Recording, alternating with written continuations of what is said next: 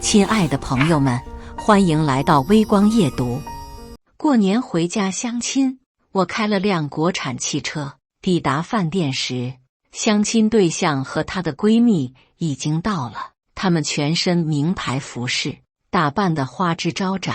看着衣着朴素的我，相亲对象的闺蜜立马露出一副嫌弃的表情：“依依，你这相亲对象怎么穿得跟个农民工似的？瞧他那副穷酸样，估计浑身上下凑连100块钱都凑不出来。”听到闺蜜嘲笑我，相亲对象非但没有阻止，反而轻蔑一笑：“可不是吗？这都什么年代了，居然还有人开国产汽车，也不嫌丢人。”我并没有生气，反而微微一笑，直言道：“姑娘，听说过红旗国宾吗？”接下来开始我们本期故事，记得点击订阅并开启小铃铛。要不是他们出言不逊，我压根难得搭理这种人。好不容易回趟家，我妈非得让我相亲。她说对方家庭优越，长得也好看。我打量了一番眼前的女人，好看是好看，可人家看不上我啊！明明就是一国产车，还非得起个名字，显得你有文化是吧？看你那穷酸样，估计连这顿饭都付不起。也不知道你妈怎么好意思让你来相亲的，赶紧从我面前消失！本小姐没看上你。我差点以为自己的耳朵出问题了，我这才刚坐下就让我走，这不是把我当傻子玩吗？我大老远开车过来，连水都没来得及喝一口，就被人再三嘲讽，脾气立马就上来了。你应该就是王阿姨介绍的相亲对象蒋依依吧？我连自我介绍都还没介绍，你就说看不惯我，催我回去。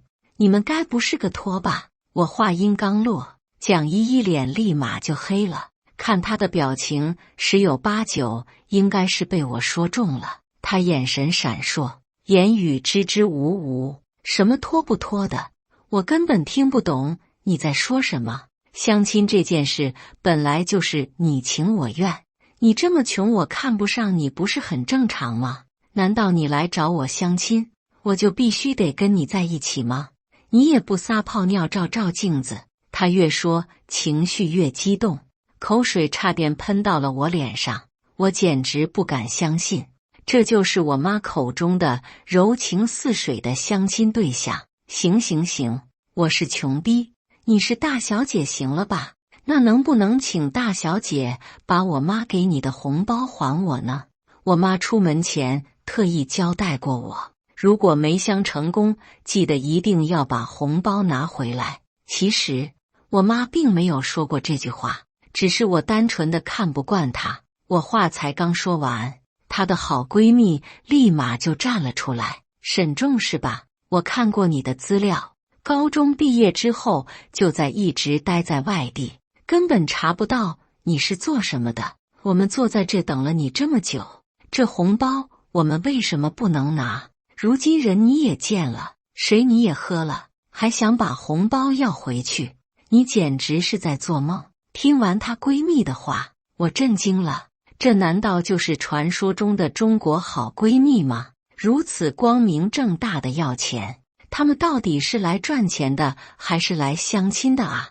我妈辛辛苦苦攒的1万块钱，我只见了个面，连话都还没说几句，这钱就没了。要按照你的说法，你们可比外面的小姐赚钱多了。我话音刚落，蒋依依闺蜜俩当场就怒了：“姓沈的，你这话什么意思？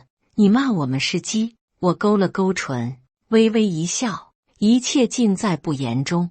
见我半天不说话，蒋依依和她闺蜜急坏了：“姓沈的，我告诉你，今天你要是不跟我们俩道歉，我保证你走不出这道门。就是像你这样没见过世面的穷逼，还想癞蛤蟆吃天鹅肉，也不照镜子看看自己什么德行。红包本来就是我们应得的，不可能还给你。识相的话赶紧滚！”我听完他俩的话，忍不住笑出了声。你们一口一口的穷逼叫着，那你们倒是把钱还给我啊！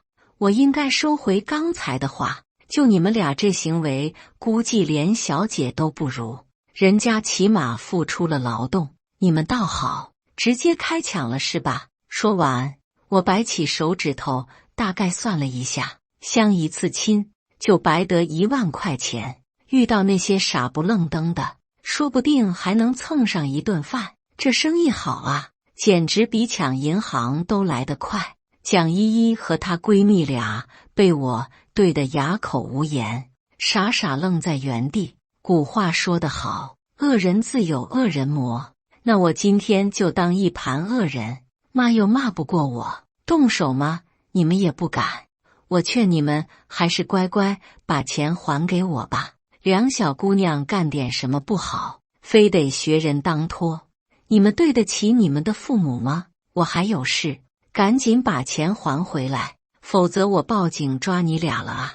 一听到我要报警，蒋依依和她闺蜜立马就慌了。别，千万别报警！你的钱不在我们这。什么？那我钱去哪儿了？我记得很清楚，当时我是亲眼看着我妈把红包交到他们手上的，钱交上去了。蒋依依被我的气势吓坏了，一副唯唯诺诺的样子。果然跟我来之前预想的一样，我妈的确是被骗了。谁家相亲需要准备1万块钱见面礼啊？这不是摆明了宰人吗？可我妈偏偏还真信了。你们把钱交给谁了？我把眼睛眯了起来，语气不带一丝情感。给虎哥了。虎哥又是个什么玩意？不过听这名字好像是个黑社会。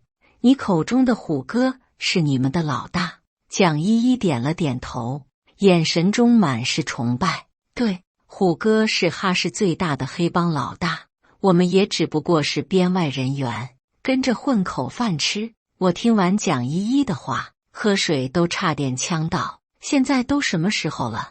你告诉我，还有人敢自称黑社会？他不要命了？没想到我的这一番言论，竟然把蒋依依给逼急了。不准你侮辱我虎哥，他是我心中的男神啊！我差点又以为自己耳朵出问题了。现在的年轻小姑娘价值观这么扭曲吗？竟然拿黑社会大哥当自己的偶像，怕不是小时候古惑仔看多了吧？既然我的钱在那个什么虎哥那，我就暂时不为难你们俩了。蒋依依和她闺蜜正准备开溜，我突然话锋一转，补充道：“你给你们老大打个电话，让他把钱给我送过来吧。那可是我妈的血汗钱，我今天必须得要回来。”我话音刚落，他们俩整个人都吓傻了。你脑子没事吧？蒋依依一脸震惊地看着我。你要找虎哥要钱？你是不要命了吧？人家那可是权势滔天的大人物，随便一根手指头都能把你捏死。我伸了个懒腰，虎哥是什么人物？跟我一点关系都没有。现在我只想让把我妈的钱要回来，听懂了吗？蒋依依的闺蜜此刻也站了出来。姓沈的，我劝你还是算了吧，得罪了虎哥，就算警察也救不了你。在整个哈市，我还从来没见过谁能从虎哥口袋里要出钱来。我不耐烦地摆了摆手，直接从兜里掏出了手机，然后递了出去。别墨迹，赶紧给他打电话。蒋依依和闺蜜对视一眼，哆哆嗦嗦接过手机。这可是你让我们打的，到时候你要出了什么事，可跟我们俩没关系。见我点了头，蒋依依小心翼翼输入了号码。电话刚接通，我就一把夺了过去。喂，你就是虎哥是吧？听说你下面的人说你收了我1万块钱，限你20分钟到你开的这家饭店，晚1秒后果自负。没等对面开口，我直接把电话给挂了。我这一番操作下来，把蒋依依吓得嘴巴张得老大。你竟然敢这么跟虎哥说话，简直就是在找死！要是虎哥真来了，估计你连后悔都来不及。我若无其事坐在沙发上，剥了个橘子，来了正好，我还怕他不来呢。这些年我一直待在部队，极少回家。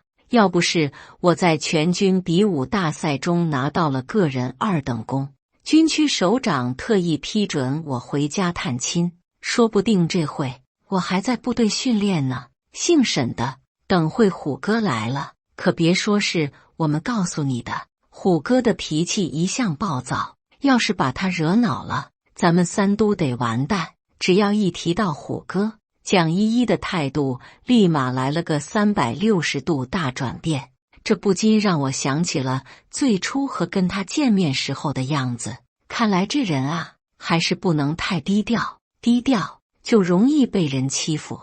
今天要不是遇到了我，不知道接下来还有多少人会因此上当受骗。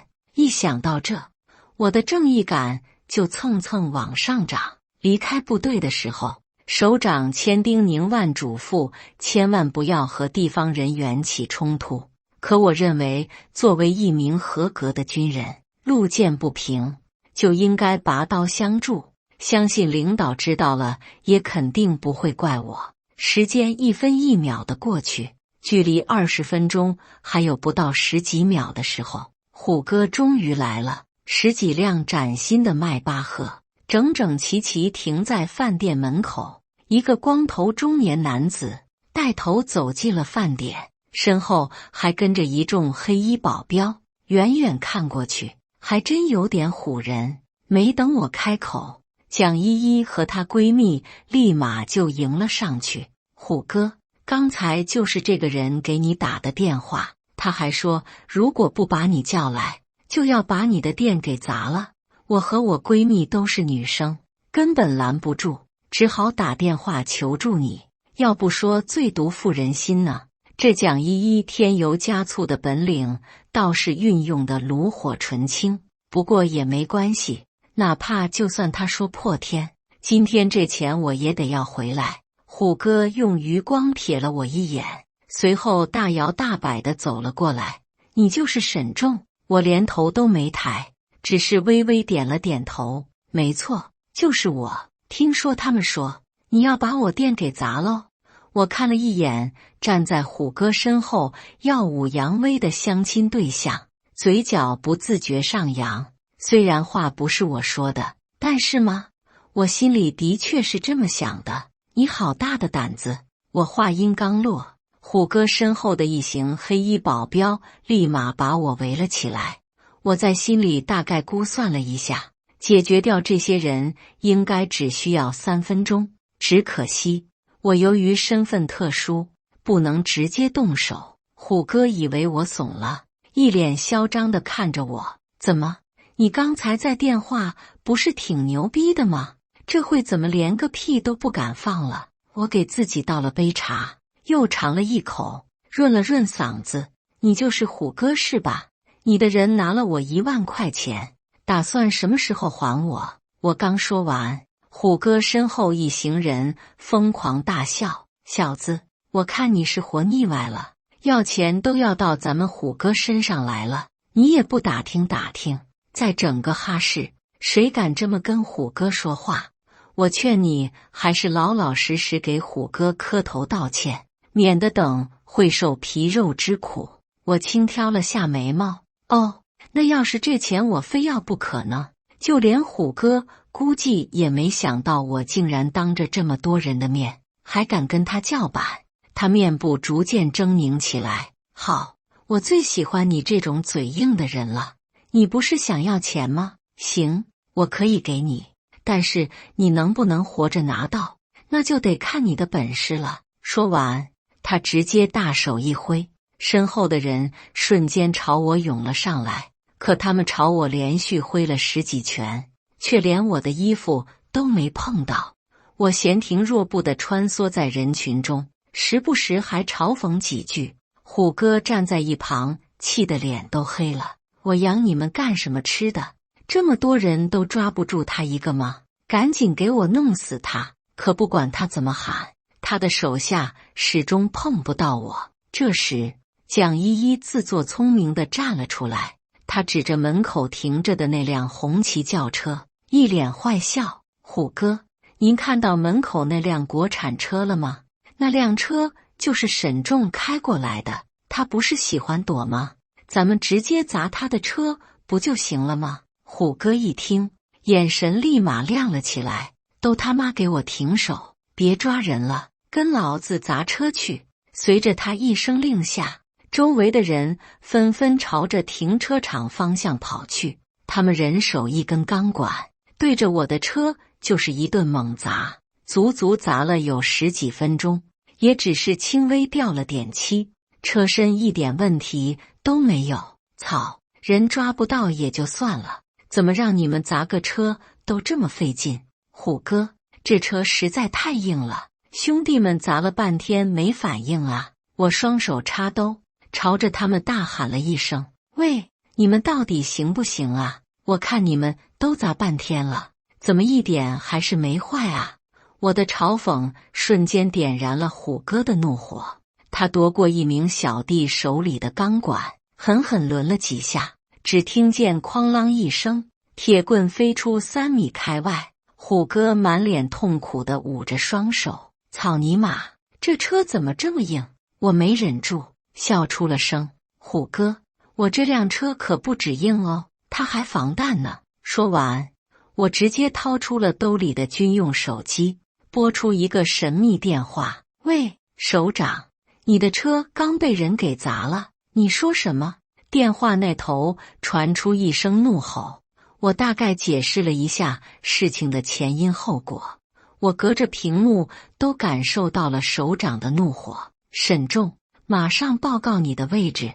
他直接就在电话给我下达了命令。挂断电话，我慢悠悠地走到虎哥跟前，轻轻拍了拍他的肩膀：“虎哥，我觉得还是有必要通知你一声，你们刚才砸的那辆车，它的名字叫红旗国宾。”但我没想到虎哥听完我的话，非但没有收敛，反而更加猖狂：“我管你他妈什么宾，老子今天必须给他砸个稀巴烂！”就在这个时候，一旁的蒋依依高喊了一声：“你们快看！”众人闻言纷纷侧目，10几辆挂着红色拍照的军用皮卡正好好当当朝这边驶来。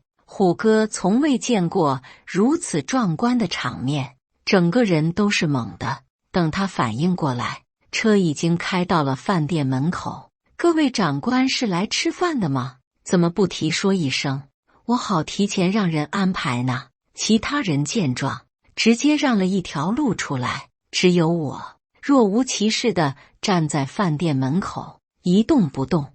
虎哥急得朝着我大喊：“赶紧滚开！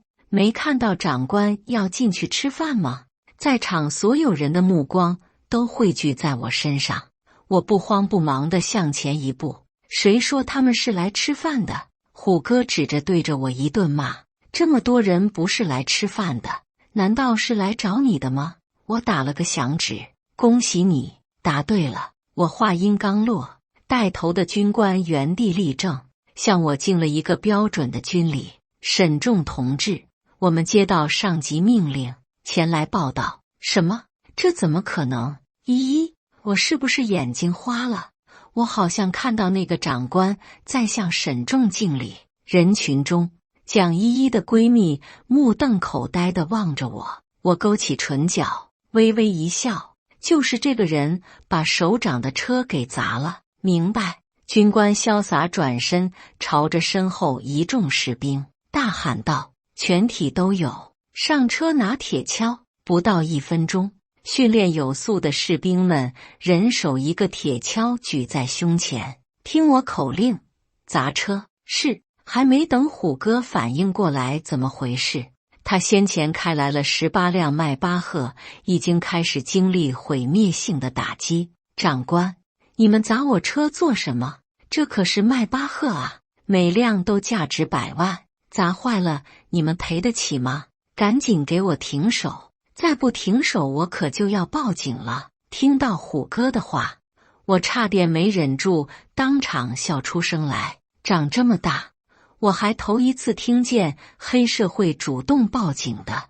你就是这家店的老板？虎哥颤颤巍巍点了点头。没错，我是王维虎，道上兄弟们给面子都叫我虎哥，那就没砸错。军官的回答干脆利落，又给虎哥给整不会了。可能这回他脑子转了半天，也想不明白自己究竟得罪了谁。用他的话来讲，整个哈市又有谁敢砸他的车呢？说话的功夫，18辆迈巴赫已经废了一大半。虎哥此刻的内心在滴血。长官，你们砸我车，总得给我个理由吧？不能因为你们是部队的，就能随便砸咱们普通老百姓的车吧？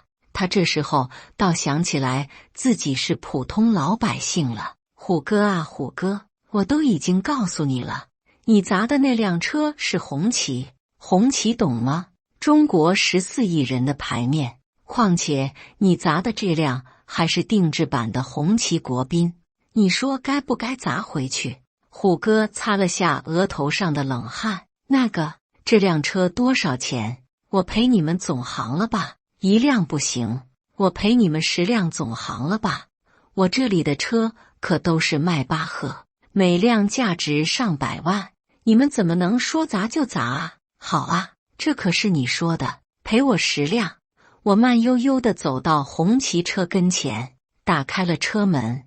我这辆车是军区首长专用，全身采用了防弹技术，市场价大概在1000万一台左右，还得有身份证明才能买得到。你要赔10辆的话，那就是1个亿，掏钱吧。这时，蒋依依突然从人群中站了出来，看样子是要维护他的男神。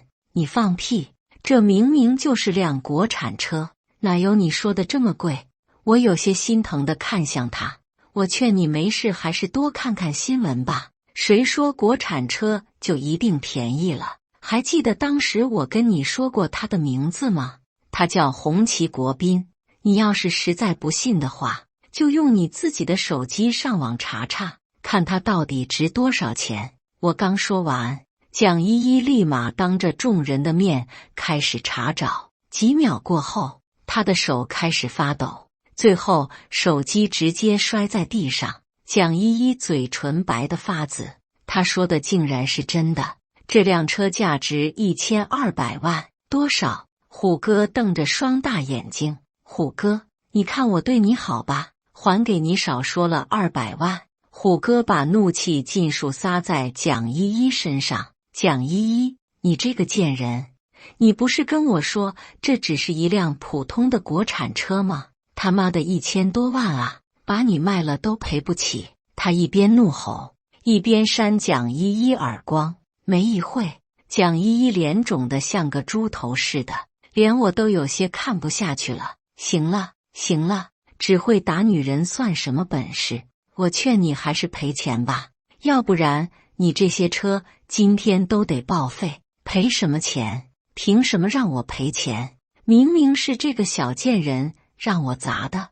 我也是没想到，堂堂黑道大哥当着这么多小弟的面，竟然开始耍起了无赖。想要钱，你找他赔，老子不可能掏1分钱出来。我不由自主地把眼睛眯了起来。虎哥，你确定不赔吗？他转过身，背对着我。对，1分钱都没有，大不了你把我的车全砸了。听完他的话，我兴奋地忍不住鼓起了掌。都听到了吧？是他让砸的，那就如他所愿，都砸了吧。虎哥没想到我还真敢动手，立马转过身来。小子，别给你脸不要脸，你可别忘了这是哪。我脸上挂着淡淡笑意。哦，这是哪？我难道不是在中国吗？虎哥咬着牙，目光死死盯着我。姓沈的，我告诉你，这里可是哈市，我王维虎说一不二的地方。我忍不住给他竖了个大拇指。不亏是混黑社会的，说话就是霸气。听你的口气，你是准备要摇人过来吗？还没等他开口，我立马掏出手机，递给他，尽管打，今天我正好没事，陪你玩玩。我见过不要命的，但我没见过像虎哥头这么铁的。他当着我的面，手指飞快在屏幕上舞动。没一会，今天第一个幸运观众的电话接通了。喂，斌哥吗？我是胡子，能不能调点人给我？对，记得把家伙带上，就在我新开的这家饭店。对方什么人？一群臭当兵的而已。喂，斌哥，听得到吗？我离他1米多远，都听见电话那头爆了句粗口：“你丫傻逼吧，想死别他妈连累老子！”我心里默默替他数着。第2个幸运观众即将接通。喂，王哥，我是阿虎啊，我这里遇到点麻烦，我只不过就砸了辆车，他们就把我迈巴赫全给砸了。我砸的什么车？好像叫什么红旗国宾。喂，王哥，你先别挂。第2位幸运观众也就此谢幕。接下来的10几20分钟，虎哥平均每分钟就打一个电话，最长的可能也就半分钟不到，最短的也就几秒，但无一例外，根本没有人搭理他，并且所有人都把他给拉黑了，直接把咱们虎哥气红了眼。操，一群胆小如鼠的废物，平时一个个吹牛比谁都厉害，现在要动真格了，全他妈怂了。听到虎哥的抱怨，我竟然开始有些同情他了。无知并不可怕，可怕的是某些人竟然还不知道自己闯了大祸。就在虎哥打电话的功夫，整整18辆崭新的迈巴赫全部被砸了个稀巴烂，要不是车标还在上面挂着，都能直接拖到废铁站卖废铁了。我的车啊！虎哥亲眼看着自己的爱车被砸，心里难受极了。他用幽怨的眼神看向我，车砸完了，你现在可以走了吧？走哪儿去？我嘴角微微上扬，车的事解决完了，现在该解决你的事了。虎哥没想到我还不肯放过他，顿时就炸了毛。小子，我警告你，别欺人太甚。我似笑非笑地看着他，虎哥是不是还忘了一件事啊？我的1万块钱可还在你那呢，你这是不打算还我了吗？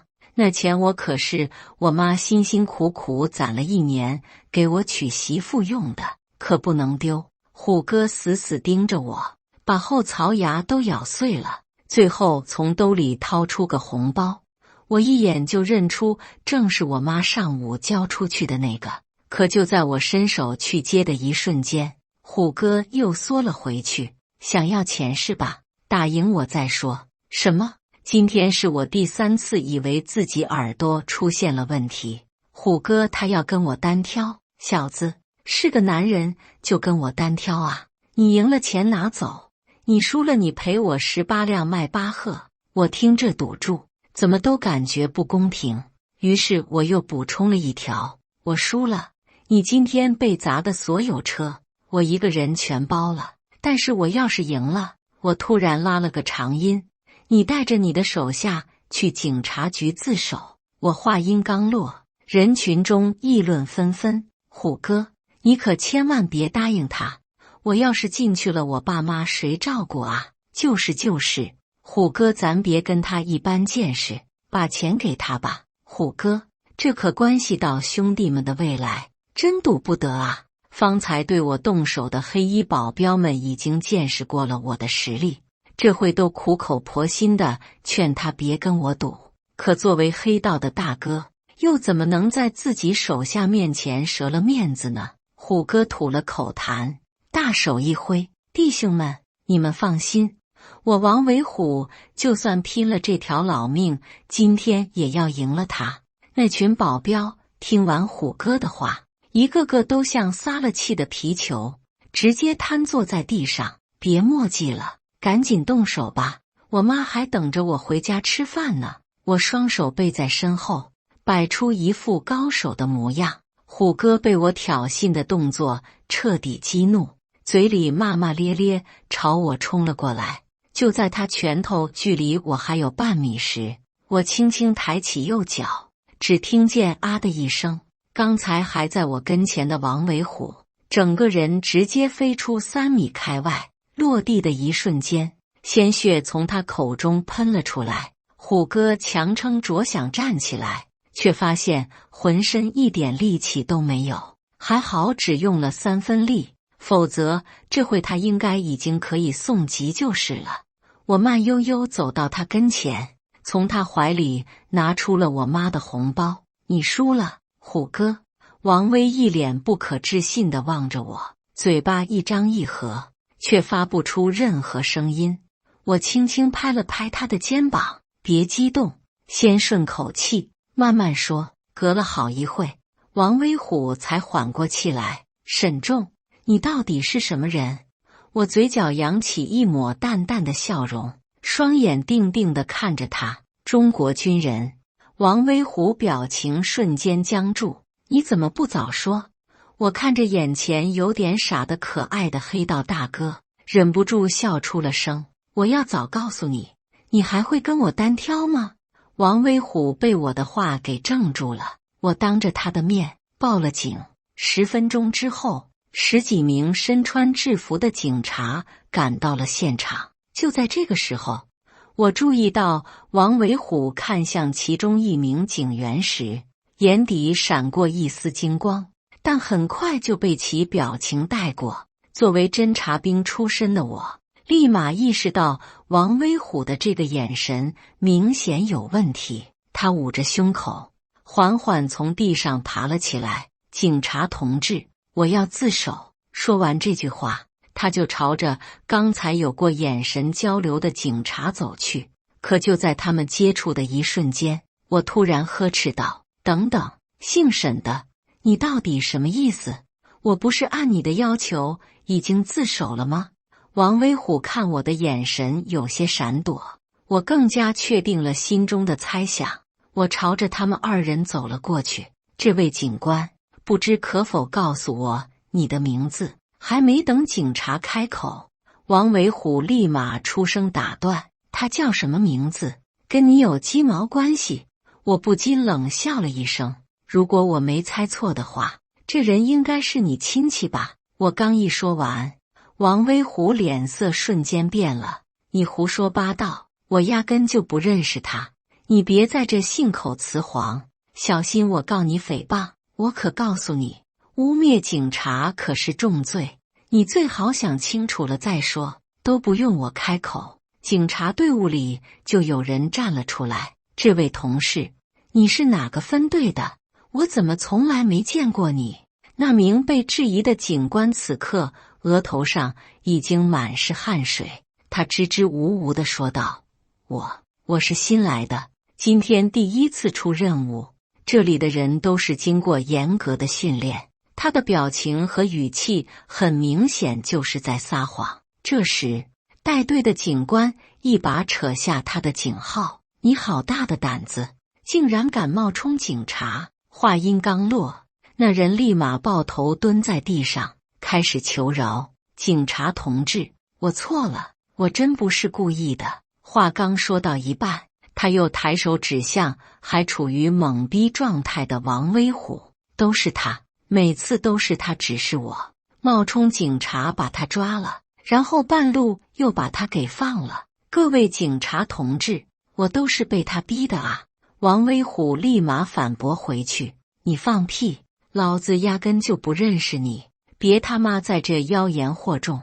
冒充警察那人下一秒直接从兜里掏出了身份证，高喊道：我没有撒谎，你们看我身份证就知道了。我叫王强，我是王威虎的小舅子，你们查一下就知道了。如今人证物证全齐了，哪怕王威虎说破天没用了，他估计怎么也想不到自己最终底牌都被我给揭穿了。